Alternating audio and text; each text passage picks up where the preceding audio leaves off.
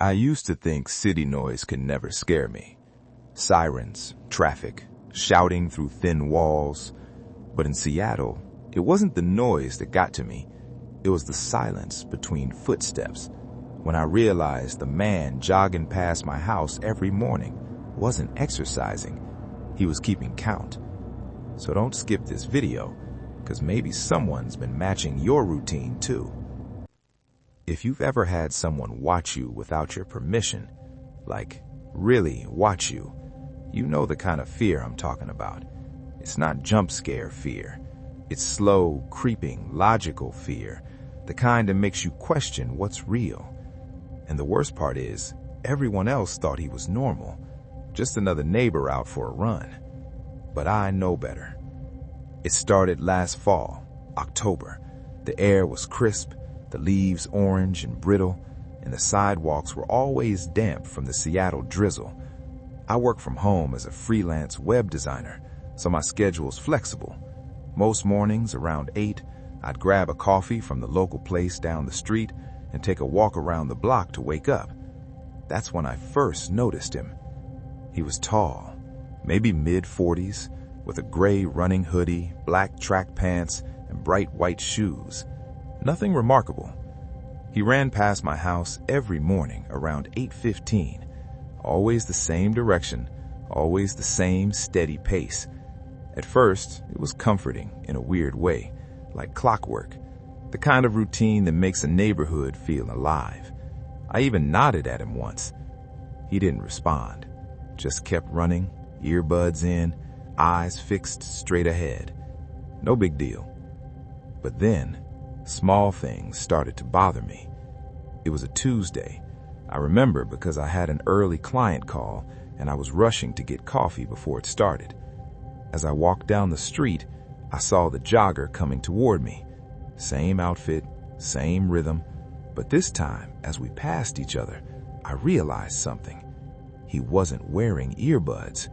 He didn't have a phone either. No watch, no music, nothing. Just running in silence. And his breathing, it wasn't normal, heavy running breath. It was quiet, almost controlled. When he passed, I glanced back, expecting him to keep jogging toward the next intersection, but he didn't. He stopped at the corner, turned his head slightly, just enough that I could tell he was watching me. I froze. Then he turned again and kept running. I brushed it off as paranoia, but the next day, it happened again. Same thing, same time, same route, same glance back, like he was checking to see if I noticed. I started paying more attention after that. Every morning at 8:15, he'd pass my house, rain or shine, weekday or weekend, always the same gray hoodie and bright white shoes. At first, I thought maybe he lived nearby, but I'd never seen him before. Not at the store, not walking a dog, not at any of the block gatherings. So one morning, I decided to follow him. Not far, just enough to see where he went. I waited by my front window until I saw him jog past, then slipped outside a minute later, pretending to be on a walk. He turned down Alder Street, which dead ends near a small trail that cuts through the woods. When I reached the corner, he was gone. No sound, no movement, just wet leaves and empty pavement. The woods were quiet, too quiet. I stood there for a few seconds, heart pounding, before turning back. That night, when I checked my Ring camera footage, I noticed something. He'd stopped in front of my house before running off, just stood there for about 5 seconds, looking straight at my front door. I told myself it could have been a glitch in the camera. Maybe he was adjusting his shoe or stretching, but the next few days proved otherwise. Each morning, he got slower. At first, just a quick glance toward my house, then a full stop on the sidewalk. Then, by the end of the week, he wasn't even pretending to run anymore. He'd just stand there, for longer and longer each time. By that point, I couldn't ignore it. I showed the footage to my neighbor, Julie. She's a nurse, lives 2 doors down. She watched, frowned, and said, "That's weird, but maybe he's lost or new to the area." I said, "I've seen him for weeks, always the same clothes. He never changes direction, never talks to anyone." Julie looked uncomfortable. "Maybe you should tell the HOA. They can check if he's local." So I did. The HOA president, Mark, was polite but uninterested. "Lots of joggers around here," he said. "You can't just assume he's suspicious." He had a point. Until the next morning, when I found footprints in my driveway. Wet, distinct, size 12 maybe, tracked from the sidewalk straight up to my garage, and they stopped right under the security camera. When I checked the footage, it was blank for those 3 minutes, just static. I bought new locks the next day, and I started sleeping with the bedroom light on. For a while, he stopped showing up. A week passed, 2 weeks. I started to relax. Then, one rainy morning, I saw him again. Only this time, he wasn't jogging. He was standing across the street, half hidden under a tree, just watching my house. No hoodie now, just a plain white t-shirt soaked through from the rain. I stared through the blinds, my pulse hammering. He didn't move, not even flinch when a car passed behind him. After about a minute, he walked away. I called the non-emergency police line, told them a man had been hanging around my property. An officer came by, took a quick report, but there wasn't much they could do. "Sounds like a neighbor," he said. "We'll keep an eye out." But the thing is, none of my neighbors knew him. I asked everyone on the block. No one had seen a jogger matching that description. One woman, Mrs. Turner, said something that stuck with me though. She said, "I've lived here 30 years, and there's always been a jogger, but he's not the same person every time." I laughed awkwardly. "What do you mean?" She shrugged. "Different face, same clothes, same route." That night, I couldn't stop thinking about what she said. Different face, same clothes. I pulled up all the footage from my Ring camera, started comparing clips side by side, and that's when I saw it. The details didn't match.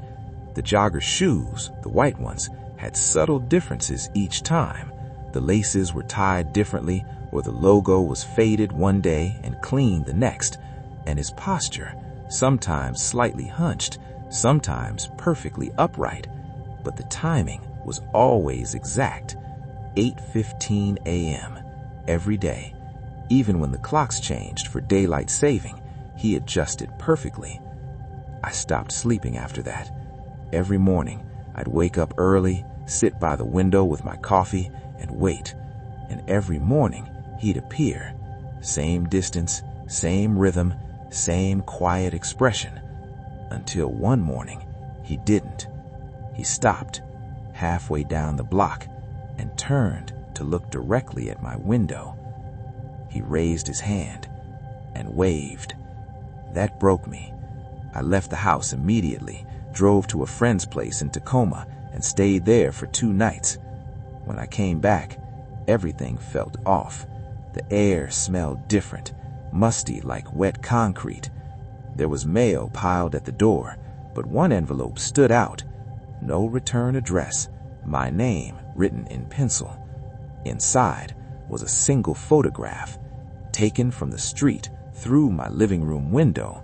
In the photo, I was sitting on my couch, working on my laptop, and behind me, in the reflection of the window glass, you could see him, standing in my backyard. I threw up in the sink. When I could finally breathe again, I called the police. They came, checked everything. No footprints, no sign of forced entry, nothing. They promised to increase patrols, but said without a face or a name, there wasn't much they could do. That night, I turned off every light and sat by the window again.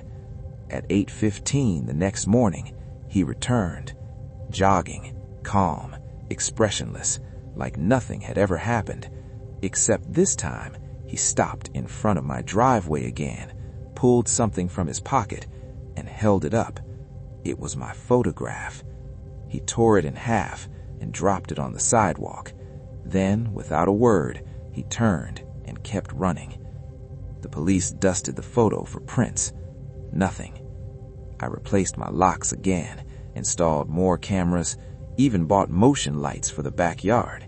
And for a while, it seemed over. The joggers stopped coming by. Weeks passed, winter set in. I started feeling normal again. Until a few nights ago, I was driving home from dinner, headlights cutting through the drizzle, and as I turned onto my street, my stomach dropped. There he was, standing under the streetlight at the end of the block. Same gray hoodie, same white shoes. He wasn't running this time. He was just standing there, facing me. I hit the gas, drove straight into my garage, slammed the door shut, and locked it. When I looked outside a minute later, he was gone. But this morning when I went to get the mail, I noticed something strange in the gutter near the curb. A shoe print. Wet, fresh, size 12 maybe, half smudged by the rain. And next to it, a folded piece of paper. Inside was a note, printed in bold black letters. You changed your route.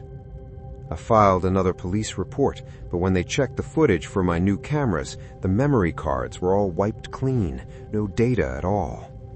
My neighbors still claim they don't see anyone jogging, even when I show them the timestamps. Every morning now, I wake up before 8:15, look out the window, and hold my breath. Sometimes I hear faint footsteps outside, not running, walking. Once I found a single white shoelace on my porch. It's been almost a year since it started, and I still don't know who he is or what he wants. But if you ever visit Seattle and you're walking through a quiet neighborhood just after sunrise, listen closely. You might hear steady, rhythmic footsteps on wet pavement. And if you do, don't look back.